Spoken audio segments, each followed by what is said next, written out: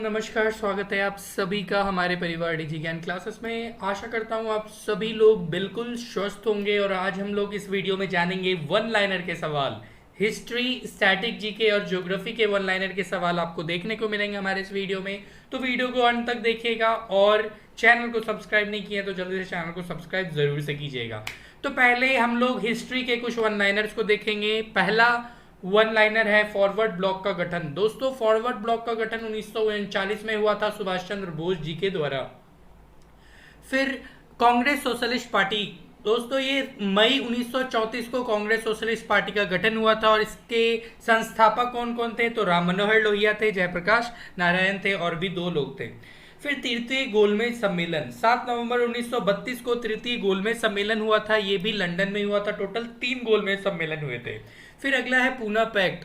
Poona pact सितंबर 1932 को हुआ था। और कम्युनल अवार्ड जो कि एक सांप्रदायिक अवार्ड था, ये 16 अगस्त 1932 को दिया गया था। फिर नेक्स्ट है द्वितीय गोलमेज सम्मेलन जिसमें गांधी जी भाग लिए थे और ये भी लंदन में ही हुआ था। और द्वितीय गोलमेज सम्मेलन में भाग लेने कांग्रेस की तरफ से गांधी जी गए थे। सिर्फ सेकेंड राउंड टेबल कॉन्फ्रेंस में ही कांग्रेस का कोई लीडर गया था भाग लेने। ये हुआ था 1931 7 सितंबर को लंदन में। फिर अगला है Gandhi Irwin pact, Gandhi Irwin समझौता 8 मार्च 1931 को हुआ था। और गांधी इरविन समझौता में क्या हुआ था आप लोग कमेंट करके बताइएगा। फिर नेक्स्ट है प्रथम गोलमेज आंदोलन। दोस्तों ये प्रथम गोलमेज आंदोलन 12 नवंबर 1930 को हुआ था, ये भी लंदन में ही हुआ था। टोटल 3 गोलमेज सम्मेलन हुए थे। अगला है सविनय अवज्ञा आंदोलन की शुरुआत 6 अप्रैल 1930 को हुई थी और ये आंदोलन नमक के खिलाफ आंदोलन था। फिर अगला है नमक सत्याग्रह 12 मार्च 1930 को शुरुआत हुआ और 5 अप्रैल 1930 तक ये खत्म हो गया, जिसमें गांधी जी बहुत दूर तक गए और इन्होंने नमक को उठाकर सत्याग्रह को तोड़ा। अगला है स्वाधीनता दिवस की घोषणा 1930 को हुई थी। फिर अगला है कांग्रेस का लाहौर अधिवेशन, 1929 को कांग्रेस का लाहौर अधिवेशन हुआ था, जिसमें रावी नदी के तट पर जवाहरलाल नेहरू जी ने पूर्ण स्वराज घोषित किया था और भारत का झंडा भी फहराया था। अगला है लाहौर षड्यंत्र। दोस्तों ये लाहौर षड्यंत्र में 3 लोग शामिल थे, भगत सिंह, सुखदेव और राजगुरु। ये तीनों लोगों को लाहौर षड्यंत्र में फांसी दिया गया था। लाहौर षड्यंत्र को सॉन्डर्स हत्याकांड के नाम से भी हम लोग जानते हैं। ये 8 अप्रैल 1929 को हुआ था। सॉन्डर्स की हत्या कर दी गई थी भगत सिंह, सुखदेव और राजगुरु के द्वारा। अगला है बारदोली सत्याग्रह। तो ये बारदोली सत्याग्रह अक्टूबर 1928 को हुआ था और गुजरात में हुआ था। इसकी शुरुआत सरदार वल्लभ भाई पटेल जी ने की थी।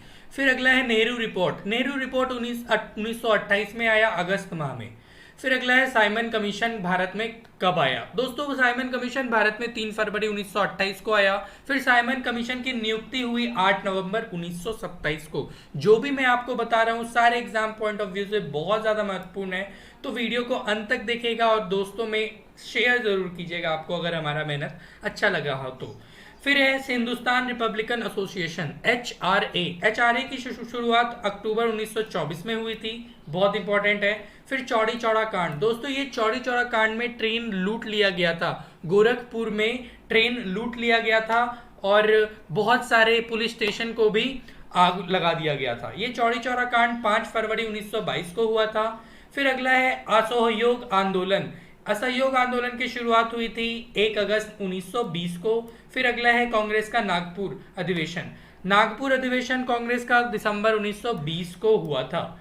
नेक्स्ट है हंटर कमेटी की रिपोर्ट, ये प्रकाशित की गई थी 18 मई 1920 को। फिर खिलाफत आंदोलन की शुरुआत 1919 में हुई थी और जलियांवाला बाग कांड भी 13 अप्रैल 1919 को हुआ था, जिसमें बहुत सारे असहाय लोग, बेचारे लोगों पर गोली चला दिया गया था। फिर नेक्स्ट है मॉन्टेग घोषणा 20 अगस्त 1917 को किया गया था। फिर लखनऊ पैक्ट दिसंबर के महीने में 1916 को हुआ था। होम रूल आंदोलन 1916 में हुआ था। होम रूल और लखनऊ पैक्ट दोनों एक ही साल में हुआ था, याद रखिएगा, बहुत इंपॉर्टेंट है। फिर कांग्रेस का बंटवारा कब हुआ? नरम दल और गरम दल कब आपस में बट गए? कांग्रेस के नरम दल और गरम दल आपस में कब बट गए? तो दोस्तों 1907 में नरम दल और गरम दल आपस में बट गया।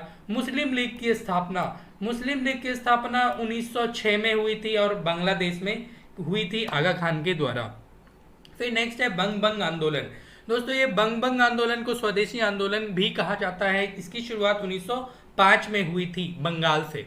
फिर अगला है भारतीय राष्ट्रीय कांग्रेस की स्थापना। भारतीय राष्ट्रीय कांग्रेस की स्थापना 1885 में हुई थी। किसके द्वारा हुई थी ये आप कमेंट करके जरूर बताइएगा।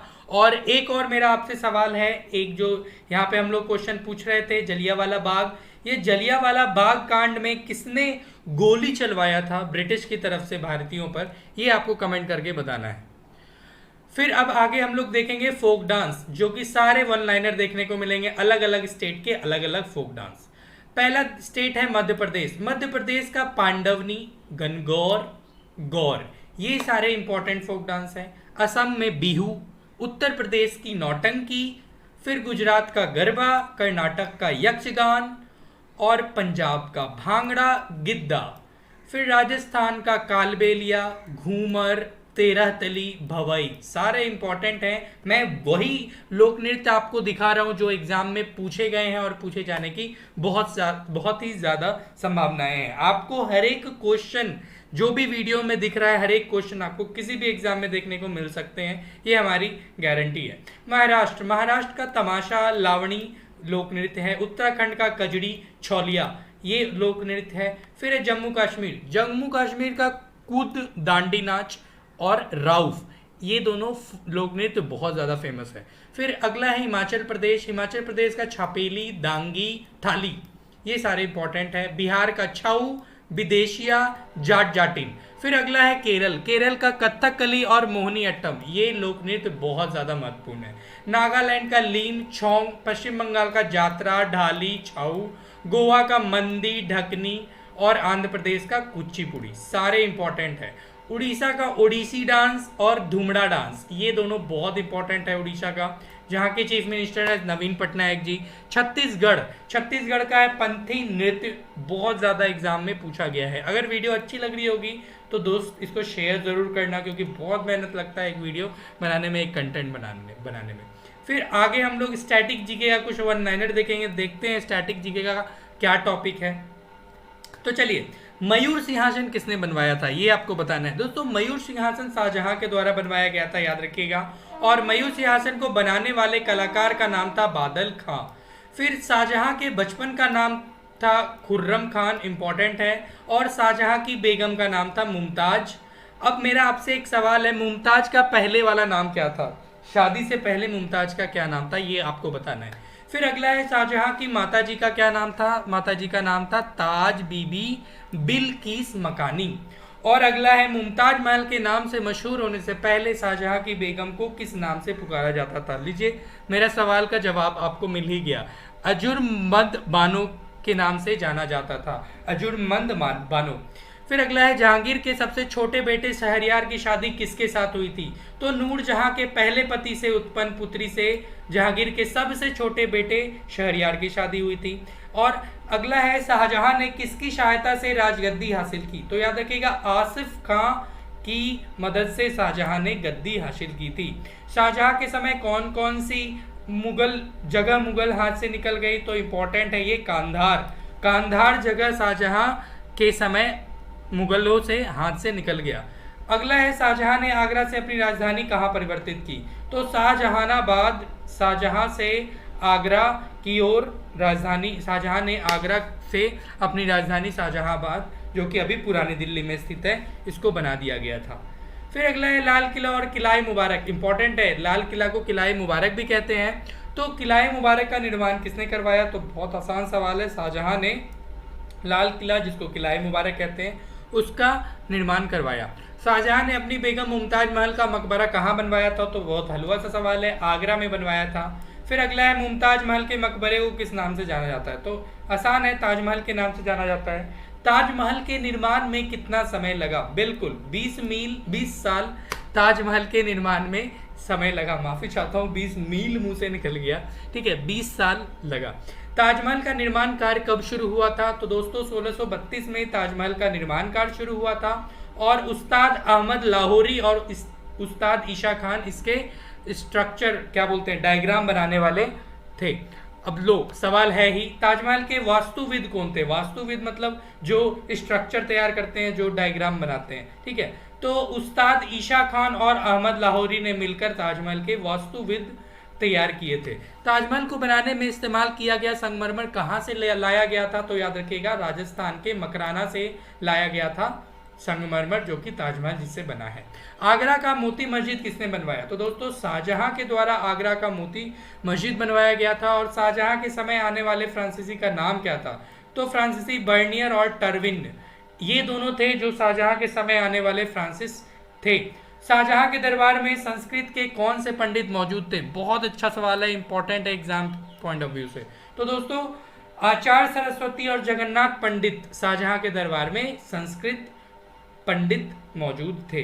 वीडियो कैसी लगी आपको कमेंट करके ज़रूर बताइएगा। अगर वीडियो अच्छी लगी होगी तो जल्दी से वीडियो को लाइक कर दीजिए, दोस्तों में शेयर कर दीजिए। और हम लोग कुछ अलग आपके लिए लाए हैं, कुछ अलग सोचे हैं कि एक वीडियो में बहुत तरीके का चीज़ आपको दिया जाए। ये वन लाइनर के फॉर्म में वीडियो था जिसमें हम लोग स्टैटिक जी के हिस्ट्री और तो और ज्योग्राफी भी बहुत हद तक कवर किए। तो चलिए फिर, अगर आप लोगों ने अभी तक चैनल को सब्सक्राइब नहीं किया तो जल्दी से चैनल को सब्सक्राइब कर लीजिए। और हमारे फेसबुक चैनल डिजी ज्ञान क्लास और मेरा जो फेसबुक अकाउंट है कुमार शुभम को फॉलो करना ज़रूर मत ही भूलिएगा। चलिए फिर मिलते हैं ऐसे ही अगली वीडियो में। हमारे वीडियो को इसी तरह अपना सपोर्ट, अपना प्यार देते रहिए और हमारे छोटे से परिवार को आप सब लोग बढ़ाते रहिए। धन्यवाद, थैंक यू सो मच।